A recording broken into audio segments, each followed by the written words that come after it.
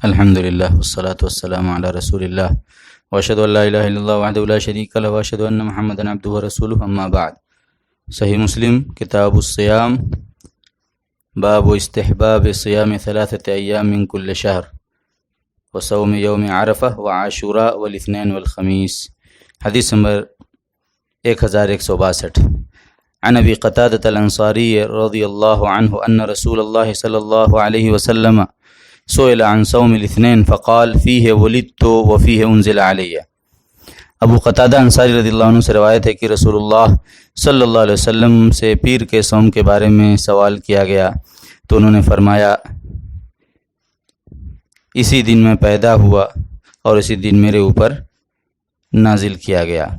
اس حدیث میں کئی فوائد ہیں۔ پہلا فائدہ یہ ہے کہ نبی صلی اللہ علیہ وسلم ہمیشہ سے نہیں تھے بلکہ پیدا ہوئے تھے۔ دوسرا فائدہ یہ ہے کہ نبی صلی اللہ علیہ وسلم پیر کے دن پیدا ہوئے تھے اور پیر کے دن ہی ان پر وحی اترنی شروع ہوئی تھی۔ تیسرا فائدہ یہ ہے کہ پیر کے دن صوم رکھنا مستحب ہے، جو اس عبادت کو انجام دے گا اس کے لیے اجر و ثواب ہے، اور جو اسے ترک کرے گا اس پر کوئی گناہ نہیں ہے۔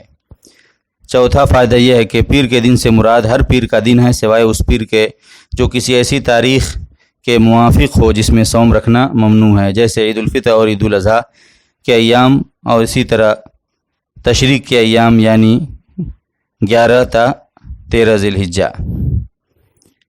پانچواں فائدہ یہ ہے کہ ہر عبادت کی طرح پیر کے صوم کو اللہ کے لیے خالص کرنا فرض ہے، اور اسے دنیا کو دکھلانے کے لیے انجام دینا اپنی عبادت کو برباد کرنا ہے۔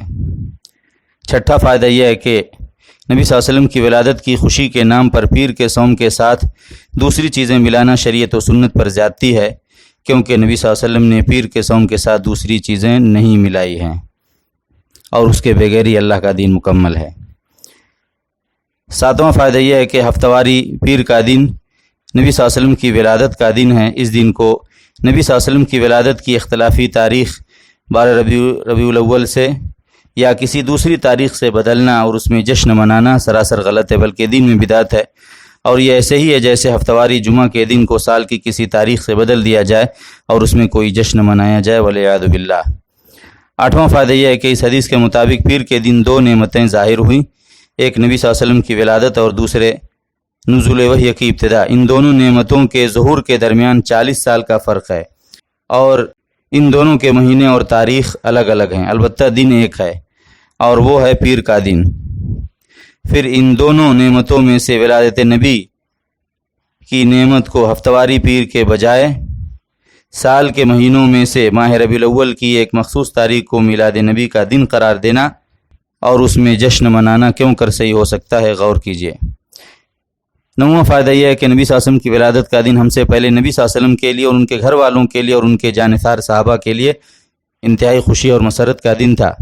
کیا ان لوگوں نے کبھی میلاد نبی کے نام پر صوم کے علاوہ کوئی جشن منایا؟ 10واں فائدہ یہ ہے کہ کیا نبی صلی اللہ علیہ وسلم نے اللہ کی طرف سے اپنی میلاد کا جشن جانا؟ اگر جانا تو کیا اسے کیا اور پہنچایا؟ اور اگر کیا اور پہنچایا تو اس کا ذکر کس آیت یا کس حدیث میں ہے؟ رہی ابو قتادہ کی یہ حدیث تو اس میں صرف صوم کا ذکر ہے۔ 11واں فائدہ یہ ہے کہ اگر میلاد نبی کا جشن نبی صلی اللہ علیہ وسلم نے خود نہیں منایا اور یقیناً نہیں منایا تو اتباع نبی یہ ہے کہ اسے دوسرے لوگ بھی نہ منائیں، اور اگر صحابہ نے اسے نہیں کیا اور یقیناً نہیں کیا تو اتباع صحابہ یہ ہے کہ دوسرے لوگ بھی اسے انجام نہ دیں۔ 12واں فائدہ یہ ہے کہ کیا ائمہ اربعہ میں سے کسی امام نے میلاد نبی کا جشن منایا ہے یا اس کا فتویٰ دیا ہے؟ اگر نہیں کیا تو کیوں؟ اور اگر کیا ہے تو اس کا ثبوت کیا ہے؟ 13واں فائدہ یہ ہے کہ جس وقت اللہ نے دین مکمل کیا تو کیا اس وقت میلاد نبی کا جشن منایا جاتا تھا